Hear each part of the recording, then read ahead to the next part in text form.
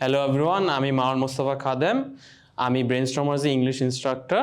আজকে আমরা একটা ছোট ক্লাস করব। এই ক্লাসটা হচ্ছে আমাদের চ্যাপ্টার 1 গ্রামার বেসিক্স।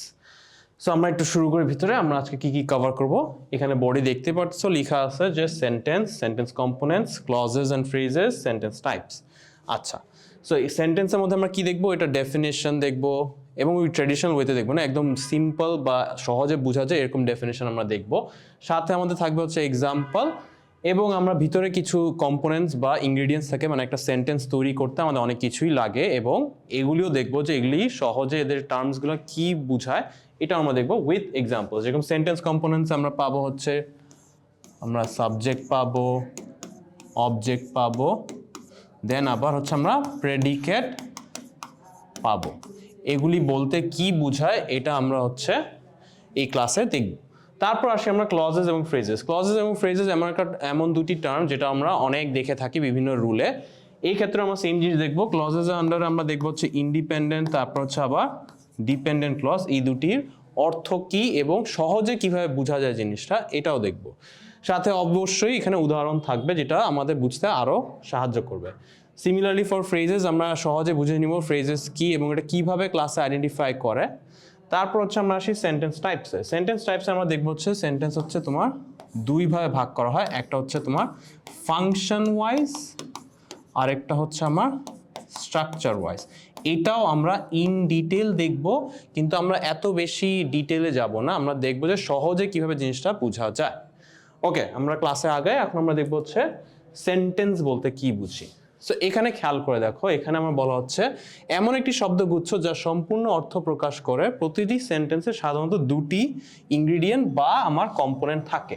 একটা হচ্ছে সাবজেক্ট আর একটা হচ্ছে প্রেডিকেট।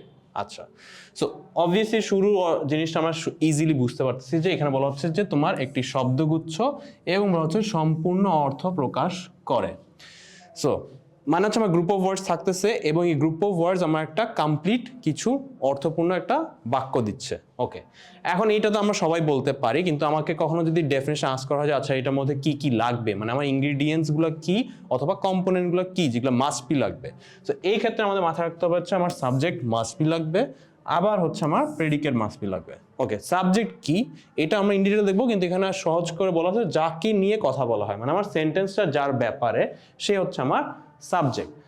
তারপর আসে আমরা প্রেডিকেটে। প্রেডিকেট কি? প্রেডিকেট হচ্ছে আমার বলা হচ্ছে যে সাবজেক্টের ব্যাপারে যে আমার ইনফরমেশন বা তথ্যগুলো দেওয়া আছে ওটা হচ্ছে আমার প্রেডিকেট।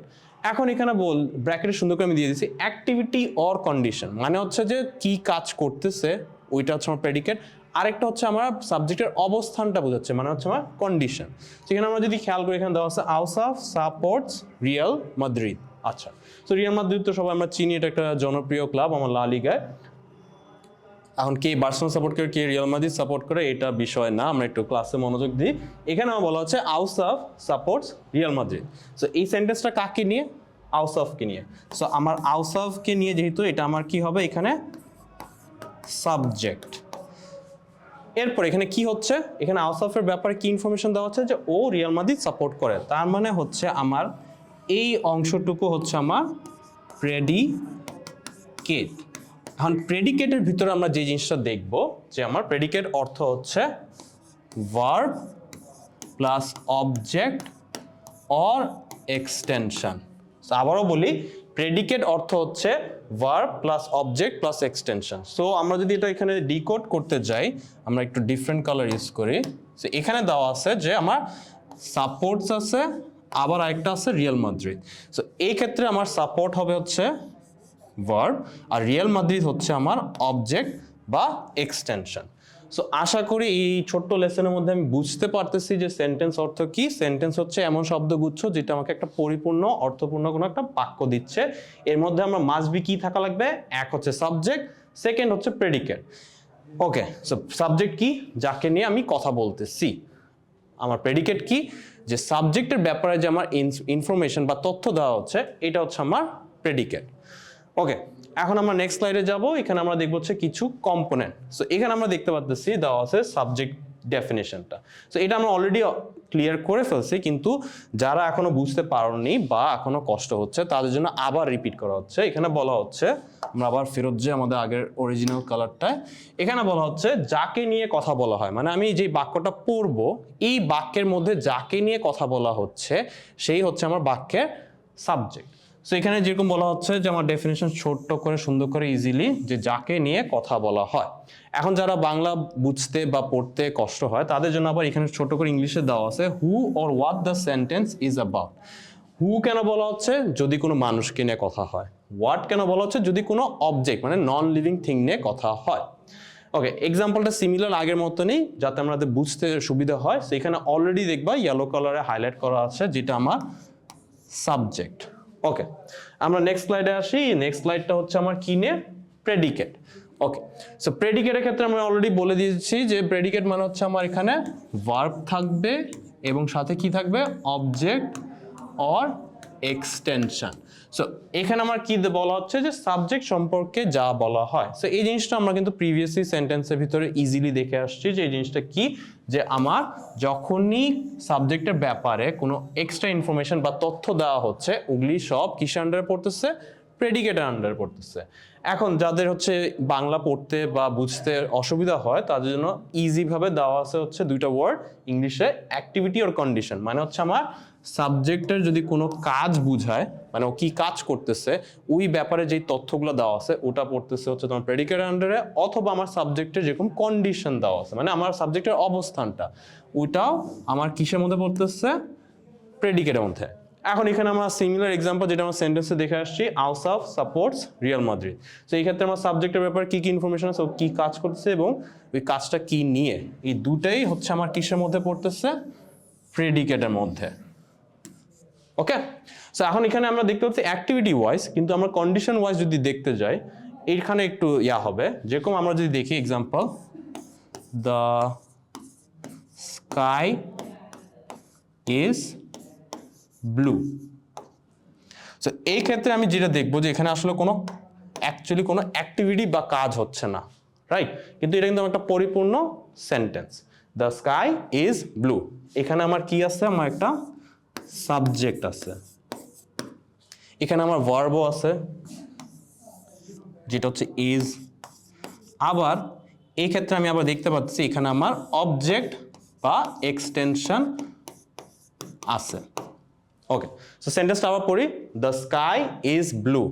এই সেন্টেন্সে আমার অ্যাক্টিভিটি নাই, কিন্তু কি আছে, কন্ডিশন আছে। এখন বুঝি জিনিসটা ভেঙে ভেঙে। যখন আমি বলছি দ্য স্কাই ইজ ব্লু, আমি বুঝতে পারছি সেন্টেন্সটা কি নিয়ে, দ্য স্কাই নিয়ে। সো এখানে আমার সাবজেক্ট কি, দ্য স্কাই। ওকে, এখন আসি হচ্ছে আমি অক্সিলারি ভার্বটার দিকে তাকায় বলতে পারতেছি এই সেন্টেন্সের ভার্বটা কি, ইজ। সো আমার ভার্বও আছে, সো সাবজেক্টও আছে, ভার্বও আছে। এরপর আমার অবজেক্ট বা এক্সটেনশন যেটা আসতেছে উইচ ইজ ব্লু, এইটার দ্বারা যখন আমার শব্দগুলো একসাথে আমি বসাচ্ছি তখন আমি কিন্তু একটা পরিপূর্ণ অর্থ স্ট্যাবলিশ করতে পারতেছি। ওকে, সো এই ক্ষেত্রে এখন আসি আমরা, এই ক্ষেত্রে আমার যেটা দেখা যাচ্ছে যে দ্য স্কাই ইজ ব্লুর ক্ষেত্রে কোনো অ্যাক্টিভিটি নাই, কিন্তু এখানে কিন্তু একটা অবস্থান বা কন্ডিশন আমি স্ট্যাবলিশ করতে পারতেছি, রাইট? সো আমার সাবজেক্টের এখানে অবস্থানটা কিন্তু আমি এখানে সুন্দর করে বুঝাতে পারতেছি by saying the sky is blue. So আমরা দুইটাকে দেখে ফেললাম, অ্যাক্টিভিটি ওয়াইজ হচ্ছে এখানে যেখানে কোনো কাজ হচ্ছে অ্যাকচুয়ালি, আরেকটা দেখতেছি হচ্ছে আমার কন্ডিশন ওয়াইজ, মানে আমার সাবজেক্টের অবস্থানটা যখন বোঝাচ্ছে which is the sky is blue. Okay, আশা করি সবাই এই জিনিসটা বুঝে গিয়েছি যে প্রেডিকেট অর্থ কি এবং কিরকম ভাবে আসতে পারে। দুইটা টাইপও দেখাই দিয়েছি, যে একটা হচ্ছে অ্যাক্টিভিটি ওয়াইজ আর একটা হচ্ছে কন্ডিশন ওয়াইজ। ওকে, আমরা চলে আসি next component, sentence component which is object. সেখানে বলা হচ্ছে যার উপর সাবজেক্টের কাজটি পড়ে বা যার উপর অ্যাকশনটি করা হয়, মানে হচ্ছে সাবজেক্ট তো অ্যাকশনটা করে থাকে, এখন যে রিসিভ করতেছে অ্যাকশনটা সে হচ্ছে আমার কি, অবজেক্ট। আবারও বলি, হু or what receives the action, মানে আমার সেন্টেন্সে যখন কোনো কাজ হচ্ছে, সাবজেক্ট কোনো কাজ করতেছে, সাধারণত দেখা যায় কেউ একজনই কাজটা রিসিভ করতেছে অথবা কারোর উপর কোনো কাজ প্রয়োগ বা অ্যাপ্লাই করা হচ্ছে। ওকে, সো এই ক্ষেত্রে যে জিনিসটা হবে যে আমার হু or what receives the action, আমার এখানে খেয়াল করতে হবে সেন্টেন্সটা পড়ে যে আচ্ছা এই সেন্টেন্সে কাজ কে করতেছে, তাহলে অবভিয়াসলি আমার ও হচ্ছে সাবজেক্ট হবে, এবং কাজটা কে রিসিভ করতেছে বা কার উপর অ্যাপ্লাই করা হচ্ছে সে আমার অবজেক্ট হবে। সো আমরা সেন্টেন্সটা পড়ি, Anushree is reading a book. So এই সেন্টেন্সটা কাকে নিয়ে, অনুশ্রীকে নিয়ে।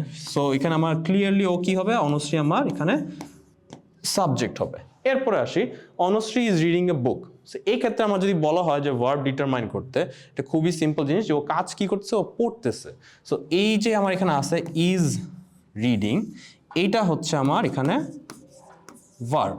তারপর আসে এখানে কি দেওয়া আছে, Anushree is reading a book. So এই কাজটা কে রিসিভ করছে বা কার উপর অ্যাপ্লাই করা হচ্ছে, আ বুকের উপর। সো এইখানে আমি বুঝতে পারছি আমার সেন্টেন্সের অবজেক্ট হচ্ছে আ বুক।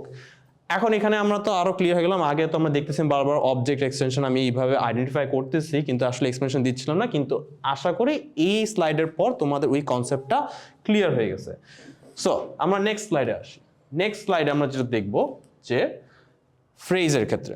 ওকে, সো আমাদের কিন্তু more or less sentence components done, মানে সেন্টেন্স কি, তারপর সেন্টেন্সে কি কি থাকতে পারে বা কি কি থাকতে হবে, এগুলি আমরা দেখে ফেলেছি।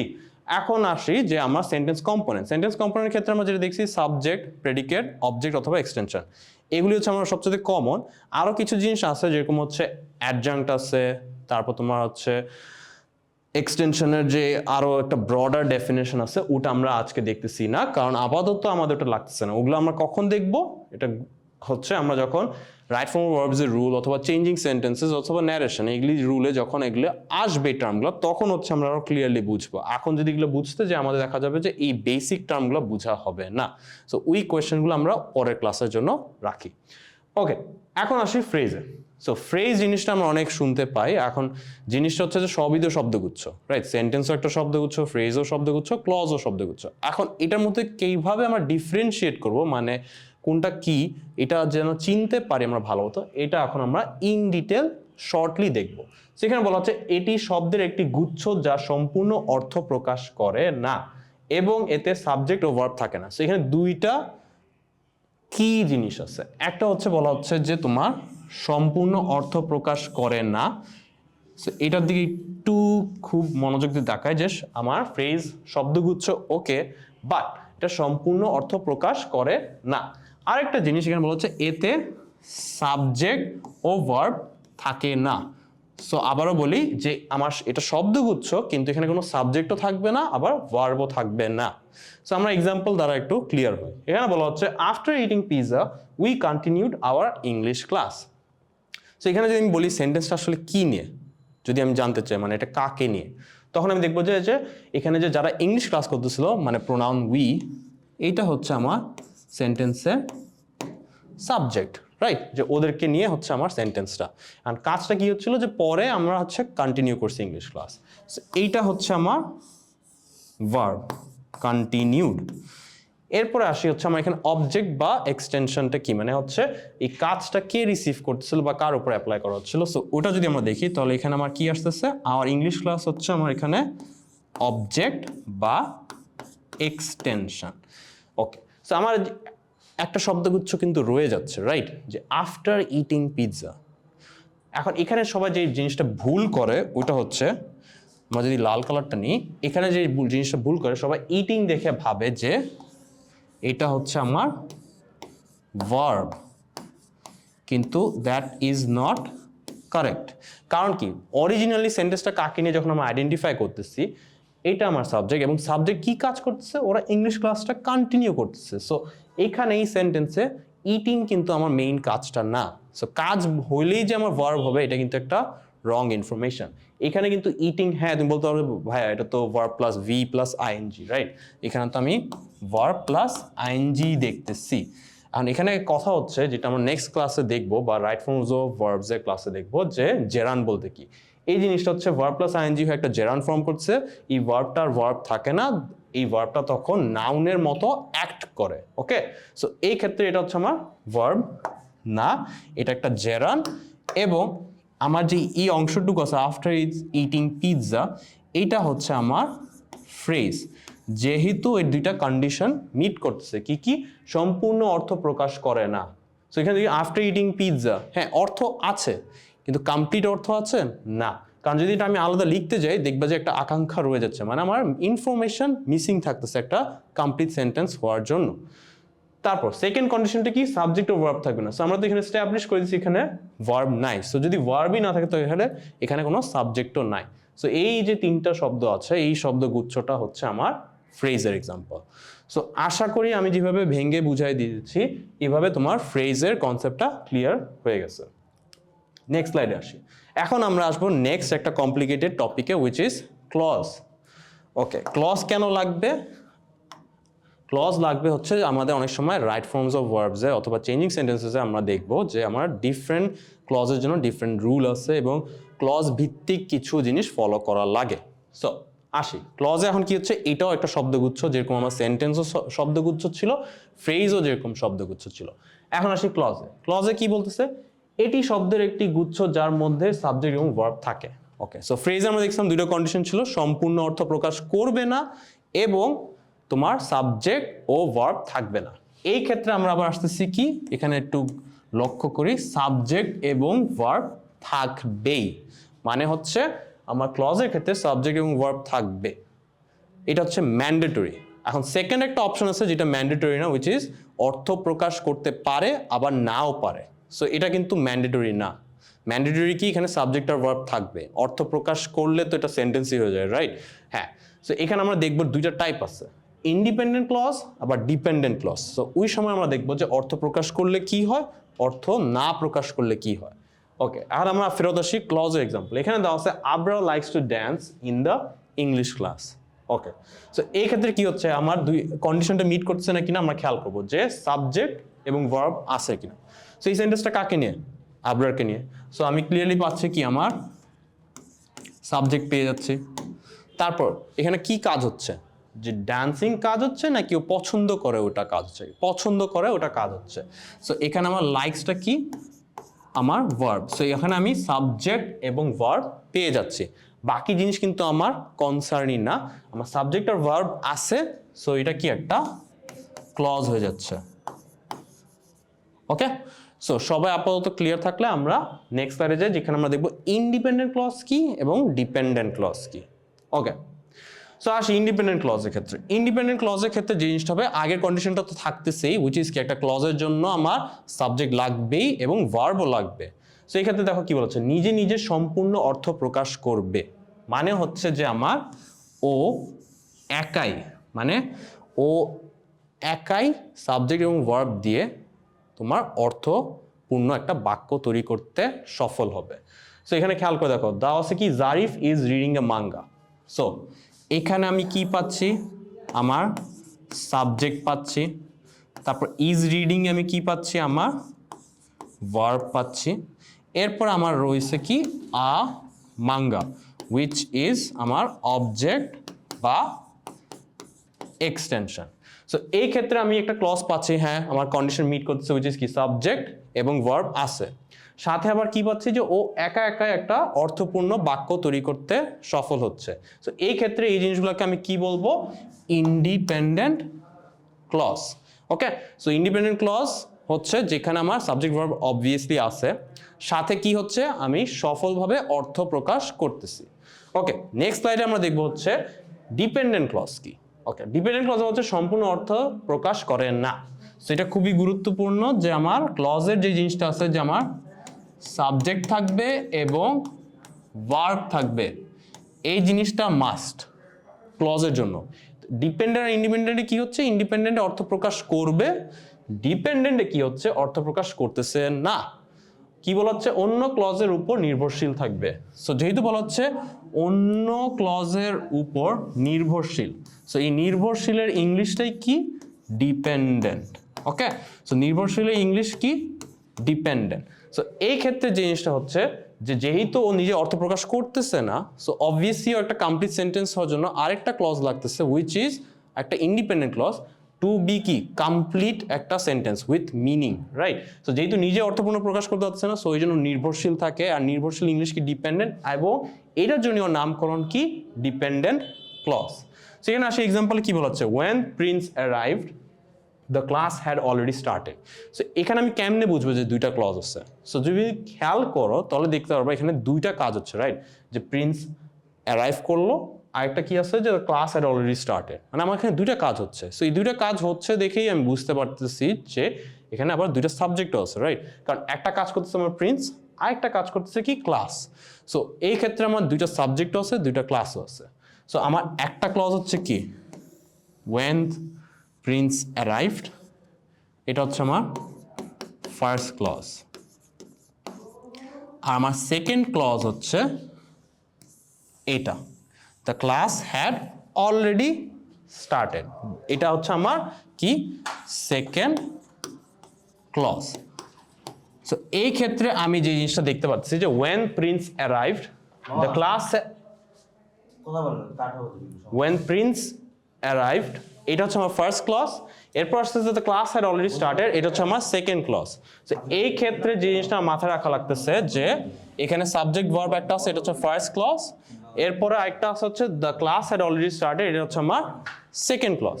ওকে, সো এই ক্ষেত্রে আমরা দেখতে হবে যে কোনটা আলাদাভাবে সম্পূর্ণভাবে অর্থপূর্ণ হইতে পারে আরেকটা হইতে পারে না। সো আমি যদি এখানে খালি when prince arrived full stop যদি দিয়ে দিই, এই সেন্টেন্সটা কমপ্লিট হচ্ছে না, কারণ কি এটা অর্থপূর্ণ হচ্ছে না একা একা।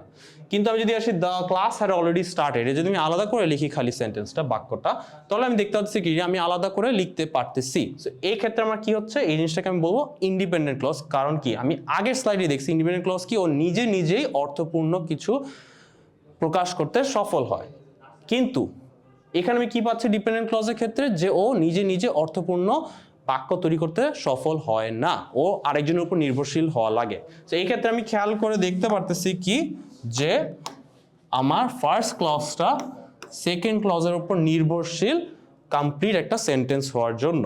সো এই ক্ষেত্রে আমার তখন বলা হবে যে এই যেটা ক্লজটা নির্ভরশীল এইটা হচ্ছে আমার ডিপেন্ডেন্ট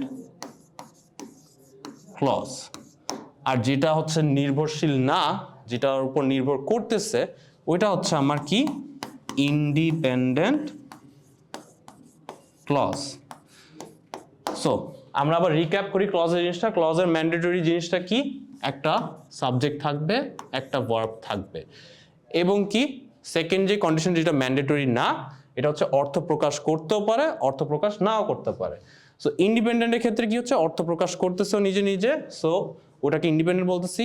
আর যেটা ডিপেন্ডেন্ট মানে নির্ভরশীল, ওটার ক্ষেত্রে কি হচ্ছে ও নিজে নিজে অর্থ প্রকাশ করতে পারছে না, ও আরেকজনের উপর নির্ভর করে, এবং ওটা সবসময় দেখা যায় কি আরেকটা ইন্ডিপেন্ডেন্ট ক্লজ হয়। ওকে, সো আশা করি ক্লজের কনসেপ্ট এখানে ক্লিয়ার হয়ে যাচ্ছে। আমরা এখন নেক্সট স্লাইডে যাই। এখন দেখবো হচ্ছে আমরা সেন্টেন্স টাইপ কয় রকম আছে। সো সেন্টেন্স টাইপ হচ্ছে আমার function wise 5 type, structure wise 3 type. আচ্ছা, ফাংশন কি মানে ও কি কাজ করতেছে সেন্টেন্সটা, আর স্ট্রাকচার কি ও দেখতে কেমন, মানে এটার ভিতরে কয়টা সাবজেক্ট আছে কয়টা ভার্ব আছে। সো এসেনশিয়ালি এই দুইটা জিনিস আলাদা না। একটা অ্যাসার্টিভ সেন্টেন্স তোমার কম্পাউন্ড সেন্টেন্স হইতে পারে, আবার একটা কম্পাউন্ড সেন্টেন্স আবার কি তোমার ইম্পারেটিভ সেন্টেন্স হইতে পারে। সো বেসিক্যালি তোমার দেখা যাচ্ছে যে এই দুইটা জিনিস আলাদা না, এই দুইটা জিনিস একসাথেই জিনিস। কিন্তু আমরা একটা জিনিস দেখবো হচ্ছে যে ফাংশন ওয়াইজ আমি 5 ভাগে ভাগ করতে পারি, আর স্ট্রাকচার ওয়াইজ হচ্ছে আমি 3 ভাগে ভাগ করতে পারি। মানে হচ্ছে এটা হচ্ছে আমার সাবজেক্ট ভার্ব কয়টা আছে এটার উপর, আর এইখানে হচ্ছে আমরা দেখবো হচ্ছে কি বলা হচ্ছে। মানে হচ্ছে আমি যদি প্রশ্নবোধক কিছু বলি তাহলে ওটা কি ইন্টারোগেটিভ হচ্ছে, কিন্তু ইন্টারোগেটিভ সেন্টেন্সের ভিতরে একটা সাবজেক্ট থাকতে পারে, দুইটাও থাকতে পারে, দুইটা ভার্ব থাকতে পারে।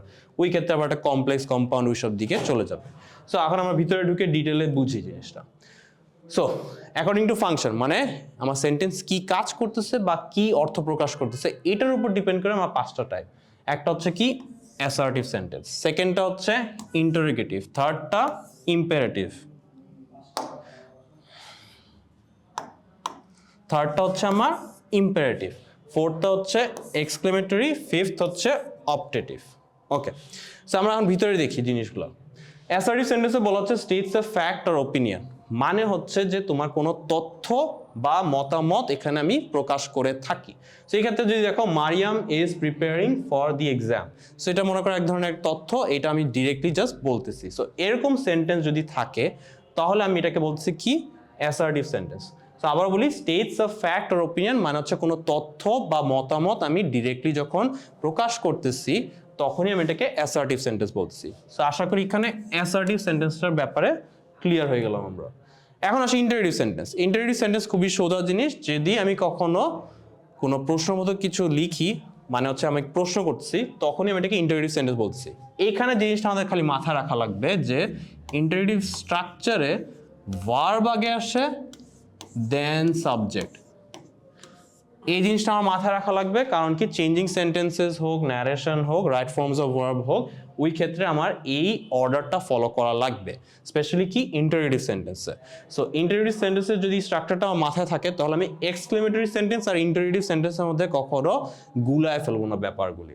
সো এখানে যদি খেয়াল করি দেওয়া আছে কি, is Jaber preparing for the football match. So এক্ষেত্রে কি হচ্ছে, আমার ভার্ব ইজ আগে আসতেছে, দেন হচ্ছে আমার সাবজেক্ট জাবের আসতেছে। সো আবার বলি, যখনই কোনো কোয়েশ্চেন হচ্ছে অথবা প্রশ্ন হচ্ছে তখনই আমি এটাকে ইন্টারোগেটিভ সেন্টেন্স বলতেছি, এবং সবচেয়ে গুরুত্বপূর্ণ জিনিস কি, ভার্ব আগে আসতেছে দেন হচ্ছে সাবজেক্ট, যেটা আমরা এক্সাম্পলে দেখলাম is Jaber preparing for the football match. সেখানে আমার কি হচ্ছে, ভার্ব ইজ আগে আসতেছে দেন হচ্ছে আমার সাবজেক্ট জাবের আসতেছে।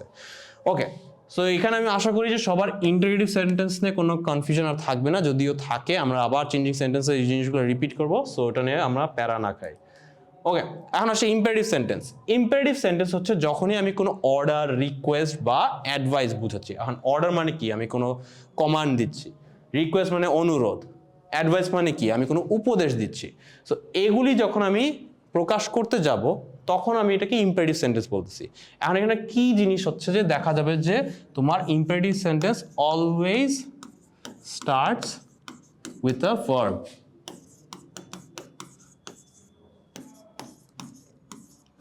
সো ইম্পারেটিভ সেন্টেন্সে আমরা সবসময় যেটা দেখবো, যেটা ভার্ব দিয়ে শুরু হয়, মানে আমার সাবজেক্টটা আসলে মিসিং বা সাইলেন্ট থাকে।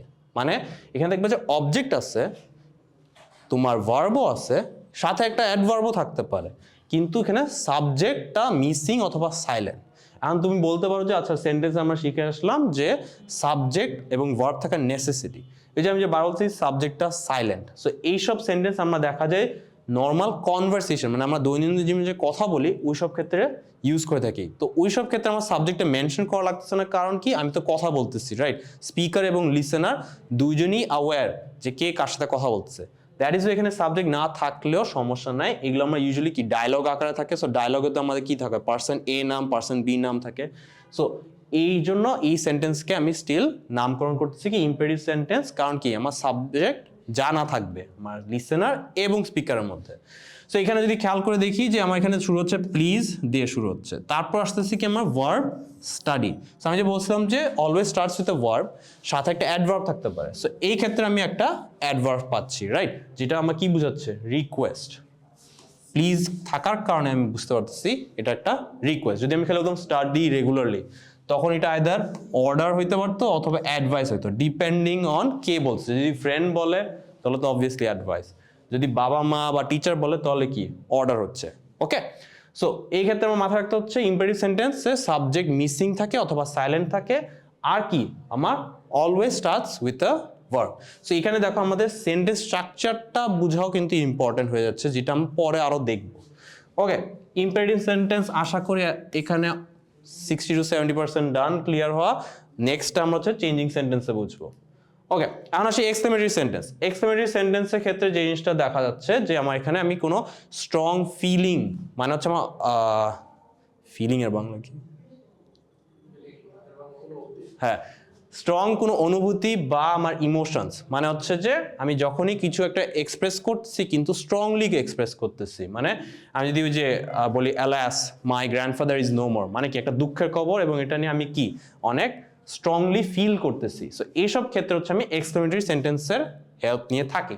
সো এখানে বলা হচ্ছে expresses strong feeling or emotion. So এই জিনিসটা আমরা অলরেডি ডিসকাস করে ফেলছি। সো স্ট্রং ফিলিং এবং ইমোশন, এই দুইটা জিনিসের দিকে আমার লক্ষ্য করে মাথা রাখতে হবে। আরেকটা জিনিস হচ্ছে যে এই এক্সক্লেমেশন পয়েন্ট বা এক্সক্লেমেশন মার্কটা, আমার এক্সক্লেমেটরি সেন্টেন্সের শেষে সবসময় এই মার্কটা থাকতে হবে। মানে যখনই তুমি এক্সক্লেমেটরি সেন্টেন্স লিখতেছো তখনই কিন্তু এই মার্কটা শেষে ব্যবহার করা লাগবে। ওকে, এখানে দেওয়া আছে example, what a hard working student Naba is. So এখানে যদি খেয়াল করে দেখি আমার WH ওয়ার্ড দিয়ে শুরু হচ্ছে, কিন্তু এটা ইন্টারোগেটিভ সেন্টেন্স না। এটা কারণ কি, কারণ এখানে দেখবা যে এক্সক্লেমেটরি সেন্টেন্সে সাবজেক্ট আগে আসে তারপর ভার্ব। ওকে, কিন্তু ইন্টারোগেটিভ সেন্টেন্সে কি হচ্ছিল, ভার্ব আগে দেন সাবজেক্ট। সো এখানে যদি খেয়াল করি what a hard working student Naba is, সেখানে আমরা যদি সাবজেক্টের দিকে তাকাই, এটা কি, এই হার্ড ওয়ার্কিং স্টুডেন্ট নাবা, এই পুরা জিনিসটা হচ্ছে আমার কি সাবজেক্ট। এরপর আমার ভার্ব কই আসতেছে, ইজ হচ্ছে আমার ভার্ব, যেটা আমার লাস্টে আসতেছে।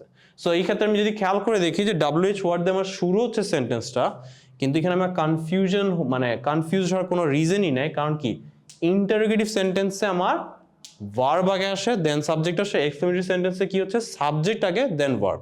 সো এখন যখন আমি এই জিনিসটা জানি স্ট্রাকচার, তখন আমি কখনোই আর কনফিউজড হব না এক্সক্লেমেটরি সেন্টেন্স এবং ইন্টারোগেটিভ সেন্টেন্সের ভিতরে। ওকে, আশা করি এখানে এক্সক্লেমেটরি সেন্টেন্সের কনসেপ্ট ফুললি ক্লিয়ার হয়ে গেছে। এখন আমরা আসি হচ্ছে last sentence type which is operative sentence. এটা সবচেয়ে ইজি। এই ক্ষেত্রে যে জিনিসটা আমরা খেয়াল করবো যে এখানে সবসময় দোয়া প্রার্থনামূলক কথাবার্তা হচ্ছে এবং দেখা যাবে হচ্ছে আমার এই মে ভার্বটা দিয়ে শুরু হচ্ছে, আমার মে ভার্ব দিয়ে শুরু হচ্ছে।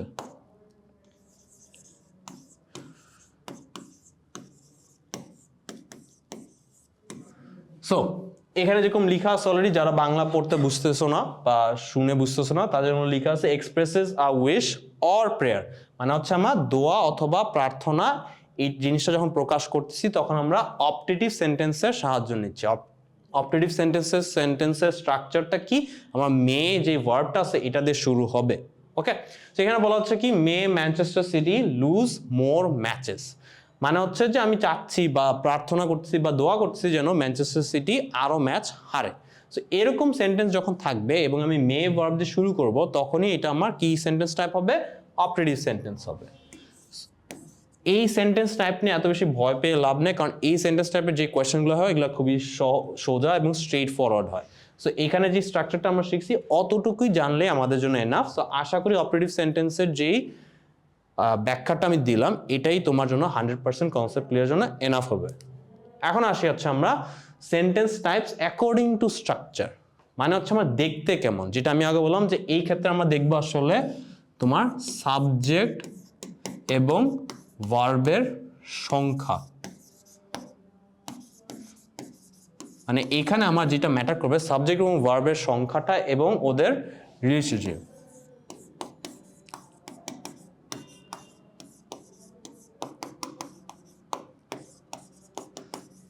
সো এই ক্ষেত্রে আমার জিনিসটা ম্যাটার করবে সাবজেক্ট অফ ভার্বের সংখ্যাও ম্যাটার করবে এবং হচ্ছে ওদের রিলেশনশিপ একে অপরের সাথে। সো আমি দেখবো হচ্ছে সিম্পল সেন্টেন্স কি, কম্পাউন্ড সেন্টেন্স কি, কমপ্লেক্স সেন্টেন্স কি। সো আমরা বেশি দেরি না করি, আমরা ঢুকে পড়ি। সেখানে বলা হচ্ছে সিম্পল সেন্টেন্সে তোমার একটা ইন্ডিপেন্ডেন্ট ক্লজ থাকবে। এখন ইন্ডিপেন্ডেন্ট ক্লজ আমরা আগেই দেখে আসছি, ইন্ডিপেন্ডেন্ট ক্লজ মানে কি, আমার সাবজেক্ট আর ভার্ব থাকতেছি এবং কি ও একা একা একটা অর্থপূর্ণ বাক্য তৈরি করতে সফল হয়। সো আমার জাস্ট একটা যদি এরকম ইন্ডিপেন্ডেন্ট ক্লজ থাকে তখনই আমি বলছি সিম্পল সেন্টেন্স। সো এখানে কি আছে আমার সাবজেক্ট সারি, তারপর আমার এখানে কি আছে স্টাডিজ আমার ভার্ব। সো আমি কি পাচ্ছি একটা সাবজেক্ট একটা ভার্ব।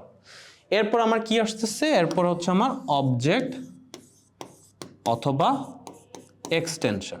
সো এখানে আমার যে শব্দগুচ্ছগুলোর কম্বিনেশন আছে এটা দিয়ে কিন্তু একটা পরিপূর্ণ অর্থপূর্ণ একটা বাক্য তৈরি করতে সে সফল হচ্ছে। সো এখানে কিন্তু আমার কন্ডিশনটা মিট করতেছে যে একটা ইন্ডিপেন্ডেন্ট ক্লজ থাকলে আমি কি বলছি simple sentence, right. So simple sentence আর ইন্ডিপেন্ডেন্ট ক্লজ ইন্টারচেঞ্জেবল, মানে দুইটা টার্ম একই জিনিসই বোঝায়। আমি যখন বলি একটা সিম্পল সেন্টেন্স ওটা কিন্তু একটা ইন্ডিপেন্ডেন্ট ক্লজকে বোঝাচ্ছে, আমি যদি একটা ইন্ডিপেন্ডেন্ট ক্লজ বলি তাহলে ওটা একটা সিম্পল সেন্টেন্সকে বোঝাচ্ছে। ওকে, সো এই জিনিসটা এতটা ডিফিকাল্ট ছিল না, সিম্পল সেন্টেন্স জাস্ট কি সিম্পল। এখন আমরা আগাই কম্পাউন্ড সেন্টেন্সে আসি। সো কম্পাউন্ড সেন্টেন্সের ক্ষেত্রে যে জিনিসটা হবে যে আমার সিম্পল সেন্টেন্স যা দেখছি ওটার জাস্ট কি টু অর মোর থাকবে। সেখানে খেয়াল করে দেখো দেওয়া আছে কি two or more independent clauses. So two or more independent clause মানে আমার দুই বা তার বেশি যখন ইন্ডিপেন্ডেন্ট ক্লজেস থাকতেছে তখন আমি কম্পাউন্ড সেন্টেন্স তৈরি করতেছি। এখানে একটা কি ইনফরমেশন হচ্ছে কি জয়েন্ট বাই কনজাংশনস, মানে হচ্ছে আমার কনজাংশনস বলতে বলতে কি আছে অ্যান্ড আছে, অর আছে, বাট আছে। এই তিনটে যথেষ্ট তোমার ক্লাস 7 বা 8 এর জন্য। সেক্ষেত্রে কি বলা হচ্ছে contains two or more independent clauses joined by conjunctions. So এখানে আমার সিম্পল যেই ব্যাখ্যাটা হচ্ছে যে আমার কম্পাউন্ড সেন্টেন্স হচ্ছে সিম্পল সেন্টেন্স যখন আমি দুই বা তার বেশি যোগ করতেছি তাও কি কনজাংশন দিয়ে, এবং কি এক্সাম্পল আছে অ্যান্ড, অর অথবা বাট। এই ক্ষেত্রে যে জিনিসটা হবে যে আমার সেন্টেন্স যে পুরোটা দাঁড়াবে এটাকে বলবো হচ্ছে কম্পাউন্ড সেন্টেন্স। সো আমরা একটু খেয়াল করি এক্সাম্পল। এখানে দেওয়া আছে জান্নাত studied hard and he pass the exam. Okay, so এই ক্ষেত্রে যে জিনিসটা আমি দেখতেছি যে আমার দুইটা সিম্পল সেন্টেন্স আছে, জান্নাত স্টাডিড হার্ড, আরেকটা হচ্ছে কি, এখানে শি হবে, she passed the exam. Okay, so Jannat studied hard and she pass the exam. So এই ক্ষেত্রে আমি যে জিনিসটা করতেছি যে আমি আমার যে অ্যান্ড কনজাংশন আছে এইটা দ্বারা হচ্ছে আমি কি করতেছি, দুইটা সিম্পল সেন্টেন্সকে যোগ করতেছি। সো আমার দুইটা ইন্ডিপেন্ডেন্ট ক্লজ আছে, জান্নাত স্টাডিড হার্ড, ইন্ডিপেন্ডেন্ট ক্লজ অথবা সিম্পল সেন্টেন্স, এটা ফার্স্টটা। সেকেন্ডটা কি, she pass the exam, which is কি আমার আরেকটা ইন্ডিপেন্ডেন্ট ক্লজ অথবা আমার সিম্পল সেন্টেন্স। সো দুইটাকে আমি যোগ করতেছি আবার কি দিয়ে, আমার কনজাংশন দিয়ে। সো এই ক্ষেত্রে আমি কি পাচ্ছি, আমার দুটো কন্ডিশনই স্যাটিসফাইড, এবং এই ক্ষেত্রে আমি তখন এই পুরো সেন্টেন্স স্ট্রাকচারটাকে কি বলবো, আমি বলবো হচ্ছে এটাকে কম্পাউন্ড সেন্টেন্স। ওকে, সো আশা করি এই সহজ ব্যাখ্যায় তোমরা বুঝতে পারবে যে কম্পাউন্ড সেন্টেন্স কাকে বলতেছে। এখন আমরা এসে পড়ি আমাদের লাস্ট টপিকে, যেটা হচ্ছে কমপ্লেক্স, এবং যেহেতু কমপ্লেক্স সেন্টেন্স তো বুঝতে পারছো জিনিসটাও কমপ্লেক্স। ওকে, সো এখানে আসি কমপ্লেক্স সেন্টেন্সের ক্ষেত্রে। এখানে বলা হচ্ছে কন্টেইনস ওয়ান ইন্ডিপেন্ডেন্ট ক্লজ, মানে হচ্ছে আমার একটা ইন্ডিপেন্ডেন্ট ক্লজ থাকবেই, তারপর আমার যে জিনিসটা আবার লাগতেছে এটা হচ্ছে at least one dependent clause, মানে হচ্ছে আমার একটা ইন্ডিপেন্ডেন্ট ক্লজ থাকা ম্যান্ডেটরি, এরপর আমার এক বা তার বেশি ডিপেন্ডেন্ট ক্লজ থাকবে। সো ওই এক বা তার বেশি যে ডিপেন্ডেন্ট ক্লজ থাকবে ওরা কার উপর নির্ভরশীল থাকবে, ওই ইন্ডিপেন্ডেন্ট ক্লজের উপর, যাতে একটা পরিপূর্ণ এবং অর্থপূর্ণ বাক্য তৈরি করতে পারে। এই কম্বিনেশনে যে বাক্যটা তৈরি হবে তাকে আমি বলবো হচ্ছে complex sentence. So sentence structure দেখায়, লাবিদ ফেল দি এক্সাম। সো এই ক্ষেত্রে আমি কি পাচ্ছি, আমার একটা ক্লজ পাচ্ছি, রাইট, সাবজেক্ট এবং ভার্ব আছে। এরপর আমি যদি আসি এখানে আছে because he did not study hard. So এই ক্ষেত্রে আমি আরেকটা ক্লজ পাচ্ছি, এখানে আমার সাবজেক্ট আছে আবার ভার্বও আছে। সো উপরে আমি সাবজেক্ট ভার্ব পাচ্ছি লাবিদ আর ফেইল, নিচে আমি সাবজেক্ট ভার্ব পাচ্ছি, সাবজেক্ট হচ্ছে হি আর ভার্ব হচ্ছে did not study. Okay, so এখন আসি হচ্ছে এটাকে আমরা একটু ঠিক মতো ভেঙে দেখি। সো এখানে আমি যদি কোনো একটাকে আলাদা করি, কোনো ক্লজকে, কোন ক্লজটা একা দাঁড়ায় ধরবে, লাবিদ ফেল দি এক্সাম নাকি because he did not study hard? Obviously লাবিদ fail the exam. কারণ কি, এটা যদি আমি আলাদা করে লিখি এটা কিন্তু নিজেই একা একা অর্থপূর্ণ এবং পরিপূর্ণ একটা বাক্য হিসেবে কাজ করতে পারতেছে। কিন্তু আমি যদি জাস্ট লিখি because he did not study hard full stop, এখানে বুঝতেই পারতেছি যে কোনো একটা ইনফরমেশন মিসিং, যেহেতু কি because he did not study hard, এখানে কি বোঝাচ্ছে যে কারণ ও ঠিক মতন পড়ালেখা করে নাই। এখন কারণ যে আমি ইউজ করছি এটা আগে তো কিছু থাকার কথা, সো একটা আকাঙ্ক্ষা রয়ে যাচ্ছে। সো এই ক্ষেত্রে এটা হচ্ছে আমার কি পরিপূর্ণ বা অর্থপূর্ণ হইতে পারতেছে না একা, তাই হচ্ছে আমি এটাকে কি বলবো, এই ডিপেন্ডেন্ট ক্লজ বলতেছি। আর এটাকে কি বলবো, এটাকে বলবো হচ্ছে ইন্ডিপেন্ডেন্ট ক্লজ। ওকে, সো এই ক্ষেত্রে যে জিনিসটা আমার হচ্ছে যে আমার একটা ইন্ডিপেন্ডেন্ট ক্লজ আছে, একটা ডিপেন্ডেন্ট ক্লজ আছে, এই পুরো সেন্টেন্সটায় দুইটা জিনিস আছে। এখন ডিপেন্ডেন্ট ক্লজটা নির্ভরশীল ও ইন্ডিপেন্ডেন্ট ক্লজের উপর। যখনই এই কম্বিনেশনটা দাঁড়াচ্ছে তখন আমি আবার এটাকে কি বলতেছি, আমি এটাকে বলতেছি হচ্ছে এই পুরো কম্বিনেশনটাকে, মানে আমার পুরো এক্সাম্পলে যে কম্বিনেশনটা আছে এটাকে আমি তখন বলতেছি হচ্ছে কমপ্লেক্স সেন্টেন্স। সো কমপ্লেক্স সেন্টেন্সের কন্ডিশন হচ্ছে একটা ইন্ডিপেন্ডেন্ট ক্লজ থাকতেছে, এরপর আমার এক বা তার বেশি ডিপেন্ডেন্ট ক্লজ থাকবে। এই কম্বিনেশনকে আমি হচ্ছে বলবো হচ্ছে কমপ্লেক্স সেন্টেন্স। ওকে, সো আশা করি আমাদের সবার এখানে এটা নিয়ে কোনো কনফিউশন ক্লিয়ার হয়ে যাবে এবং কোনো সামনে কোনো সমস্যা হবে না। যদিও সমস্যা হয়ে থাকে এই টার্মগুলি আবার যখন রিপিট হবে তখন আবার বোঝানো হবে সিম্পলি। এখন আসি আমরা লাস্ট স্লাইডে, এখানে আমরা ডিসকাস করব যে আজকে আমরা কি কি শিখলাম। ফার্স্ট আমরা শিখছিলাম সেন্টেন্স নিয়ে। সো এখানে আমরা কি কি দেখছি, আমরা এখানে হচ্ছে ডেফিনিশন দেখছি এবং কি এক্সাম্পল দেখছি। তারপর আসি হচ্ছে আমরা যেটা দেখলাম যে সেন্টেন্স কম্পোনেন্ট। সেন্টেন্স কম্পোনেন্টসের মধ্যে আমরা কি দেখছি, আমরা হচ্ছে দেখলাম সাবজেক্ট কি, অবজেক্ট কি এবং হচ্ছে প্রেডিকেট কি। ওকে, এরপরে আসি আমরা হচ্ছে ক্লজেস এবং ফ্রেজেসে। ক্লজেস এন্ড ফ্রেজেসে আমরা অ্যাকচুয়ালি গিয়ে দেখলাম যে শব্দগুচ্ছ সবকিছুই, আমার সেন্টেন্সও শব্দগুচ্ছ, ক্লজেসও শব্দগুচ্ছ, ফ্রেজেসও শব্দগুচ্ছ। কিন্তু এখানে ডিফারেন্সগুলো বা পার্থক্যগুলো আমরা হচ্ছে ক্লিয়ারলি দেখলাম। ক্লজেসের ক্ষেত্রে আমরা কি দেখলাম, যে আমার ইন্ডিপেন্ডেন্ট আছে, আবার কি আছে, ডিপেন্ডেন্ট আছে। ফ্রেজেসের ক্ষেত্রে দেখলাম এখানে কোনো সাবজেক্ট আর ভার্ব থাকতেছে না, মানে আমার কোনো সাবজেক্ট আর ভার্ব নাই। এরপর আমরা লাস্টে যে দেখলাম হচ্ছে সেন্টেন্স টাইপ। এই ক্ষেত্রে আমরা কি কি দেখলাম, আমরা দেখলাম দুইভাবে ভাগ করা যায়, একটা হচ্ছে আমার ফাংশন ওয়াইজ, আরেকটা আমরা দেখলাম হচ্ছে তোমার স্ট্রাকচার ওয়াইজ। সো এইটাও আমরা কি প্রতিটা টাইপ আমরা হচ্ছে ডেফিনিশন সহ উইথ এক্সাম্পল বুঝাই দিছি। সো আজকের জন্য এতটুকুই। আশা করি আমাদের এই চ্যাপ্টার 1 গ্রামার বেসিক সবার এই ক্লাস করলেই হয়ে যাবে। এবং যদি তাও কনফিউশন থাকে তোমরা আমাদের সাথে যোগাযোগ করতে পারবো হোয়াটসঅ্যাপের মাধ্যমে, এবং আমরা অনেক সময় ফ্রি ক্লাস দিয়ে থাকি আবার, বা এক্সট্রা ক্লাস এই টপিকগুলোর উপর। So good luck.